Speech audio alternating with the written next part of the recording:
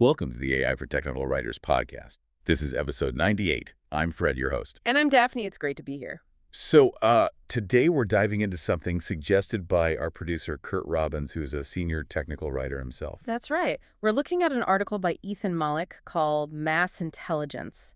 It was in his newsletter, One Useful Thing, published back on August 28, 2025. And the core idea here is, well, it's this concept of mass intelligence. It's the era where really powerful AI is becoming basically everywhere, almost like doing a Google search is today. Yeah, just totally ubiquitous. And the numbers are kind of mind-blowing already. The article mentions, over 1 billion people using AI chatbots regularly? 1 billion, yeah. And just ChatGPT alone has something like 700 million weekly users. So this isn't some niche tech anymore. Not at all. It's fundamental. So let's talk about how we got here, because for a long time, the really good AI, the powerful stuff, was either locked up in research labs or, behind a pretty steep paywall. Exactly. The article points to two big barriers that have basically just crumbled recently. The first one, honestly, just confusion. Confusion. How so? Well, for free users, you were always getting the older models, right? The ones that weren't quite as capable, maybe made more mistakes, hallucinated more. But the models that could really think, the ones Mollick calls reasoners, they could cost you anywhere from $20 to like $200 a month. Okay, yeah, that's a barrier. But the confusion part, even people paying didn't always use the best stuff. Right. That's a surprising thing. The article cites this stat. Less than 7% of paying customers were actually choosing the best model available at the time, this O3 model. Wow, so they paid for the premium access, but weren't actually using the premium power. They didn't realize what these reasoners could actually do. Precisely. They were missing out. And that leads right into the second barrier that fell. The cost, or maybe how the cost structure changed. This is where GPT-5 comes in. Its rollout was interesting. It's actually two things. Yeah. It's a whole family of models, from the super fast nano up to pro. But crucially, it's also this smart router tool. A router, like for internet traffic. Kind of, but for thinking. For our IT folks listening, think dynamic load balancing, but for cognitive work. Okay, interesting. So how does it work? When you put in a prompt, the system in auto mode instantly decides, is this simple, like a quick chat question? Or does it need the big, powerful, more expensive reasoner model? So it sends simple stuff to the cheaper, faster models and saves the heavy-duty reasoner for the really complex tasks like math or deep analysis. Exactly. It was a clever way to manage the massive costs of running these things and, importantly, open up access. You can still force it to use the best model by picking GPT-5 thinking if you need that top-tier power for specific work. But the default auto saves money and spreads the power around. And did it work? Did people start using the better AI? Oh, yeah. Big time. The numbers are stark. Within days, that percentage of paying customers using a reasoner jumped from that low 7% up to 24%. Wow, more than tripled. And even more striking, free users using the most powerful models. That went from basically 0 to 7%. So overnight, millions more people suddenly had access to top-tier AI. That's the mass intelligence right there. And none of this would be possible without the insane drop in cost and the efficiency gains behind the scenes. Think about this. When GPT-4 first came out, processing 1 million tokens, that's roughly like 1 million words, cost about $50. $50, okay. Today, the GPT-5 nano model, which the article claims is actually better than the original GPT-4, costs just 14 cents per million tokens. 15 cents. Down from $50. That's almost free. The economic barrier just vanished. Completely collapsed. And it's not just money, it's energy, too. That's a big deal for companies thinking about sustainability. Right, the environmental impact. Google reported something like a 33x improvement in energy efficiency per prompt just in the last year alone. 33 times better. Yep. So now, a standard text prompt on these modern LLMs uses about 0.00003 kilowatt hours. Which means absolutely nothing to me. Can you put that in perspective? Fair enough. It's about the same amount of energy as streaming Netflix for like 8 to 10 seconds. Okay. Wow. So it's basically negligible for a single prompt. That makes mass deployment feasible, both financially and environmentally. Exactly. Which brings us to the third barrier that's come down. Usability. The prompt engineering problem. Yeah. For ages, you really had to know these complex tricks, right? Like chain of thought and all that, just to get the AI to give you good results, especially for us tech writers. You really did. It took effort, skill. But now, those techniques are becoming, well, less necessary. The AI is just getting much better at understanding plain language. It figures out your intent, sometimes even anticipates what you need next. So the barrier to getting high-quality output is just lower for everyone. Much lower. And this isn't just text anymore. This is where it gets wild, especially thinking about documentation and visual assets.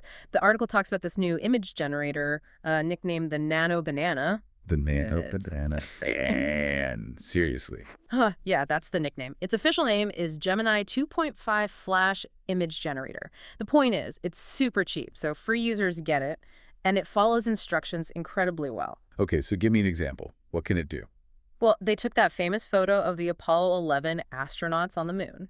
Okay, Neil Armstrong, Buzz Aldrin, Yeah. iconic. And they gave it a simple prompt.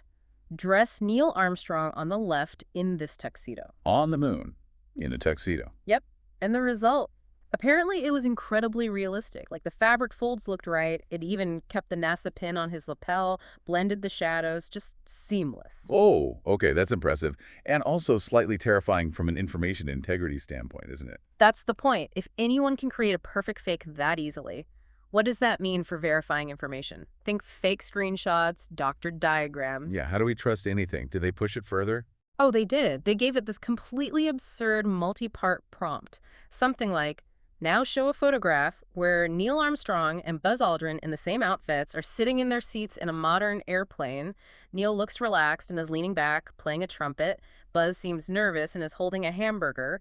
In the middle seat is a realistic otter sitting in a seat and using a laptop. An otter with a laptop. Ah. Between Neil Armstrong playing a trumpet and Buzz Aldrin holding an hamburger on an airplane. Exactly. And apparently the AI nailed it. It kept the details consistent, like Buzz's ring, Neil's pin, while creating this totally fabricated, bizarre scene. Yeah, that really demonstrates the power and the ease of creating convincing fakes now. It's not just text anymore. Let's take a brief break for a special message from our producer, Curt Robbins. Hi, this is Curt Robbins. First, thanks for listening. I truly appreciate your support. I want to let you know that I'm currently accepting new clients. My rates are affordable, and I have more than 25 years of experience working for enterprise companies like Microsoft, Northrop Grumman, Oracle, PNC Bank, FedEx, USAA, and Wells Fargo, among many others. If you want to improve your IT documentation and communications, hire me. I deliver fast, know how to use AI to improve efficiency and accuracy, and love going the extra mile to satisfy my clients. Thank you for subscribing and listening. Back to you, Daphne and Fred. Welcome back to the AI for Technical Writers podcast. Okay, so that nano banana example, the tuxedo and the otter. Yeah. It's funny, but it points to something much bigger, right? Yeah. Absolutely. It highlights the sheer chaos, maybe. That happens when 1 billion people suddenly get access to this level of creative and potentially deceptive power. Mollick's article really stresses that all the impacts are hitting at once. You've got AI helping lonely people, but also causing mental health crises. It's diagnosing rare diseases, but also writing fake obituaries. Kids are cheating on homework, while entrepreneurs are launching new companies with it. It's everything, all the time. And for our listeners, to tech writers, IT pros, knowledge managers, this isn't just about writing faster documentation. It's fundamental. Every institution we rely on, schools, companies, governments, even in courts, they were all built assuming that intelligence, that creating reliable information, was hard, scarce, expensive. And that assumption is just gone. Poof. So every professional, especially those of us who manage information, has to figure out, how do we operate now? How do we thrive in this age of mass intelligence? What does it mean for things like, say, knowledge-based integrity or SME reviews? It changes everything. Think about it.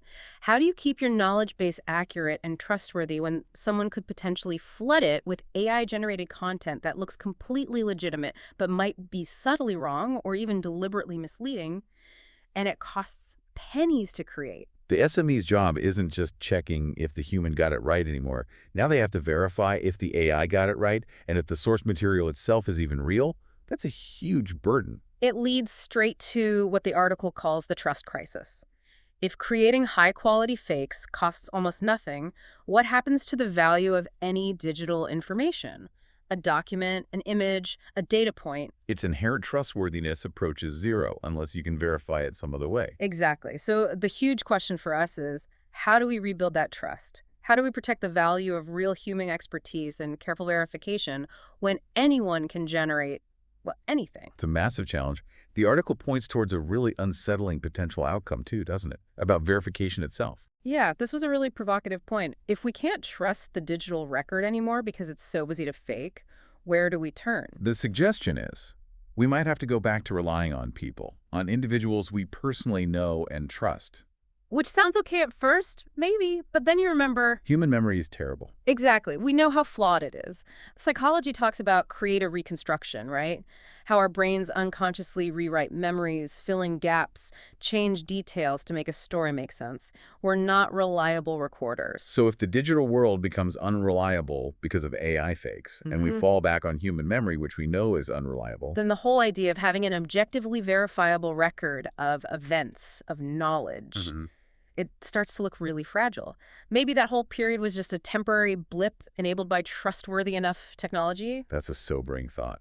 For technical writers, the issue isn't just can AI write this procedure, it's can anyone trust this procedure if they know an AI might have written or altered it perfectly? It's here now. This isn't theoretical. Mass intelligence is flooding our workplaces, our schools, our lives. A billion people have these new superpowers. Now we just have to navigate what happens next. Indeed. A lot to think about. Thank you for listening to the AI for Technical Writers podcast, where we help you get smarter than your competition. Remember to like, subscribe, comment, and share. We'll see you next week.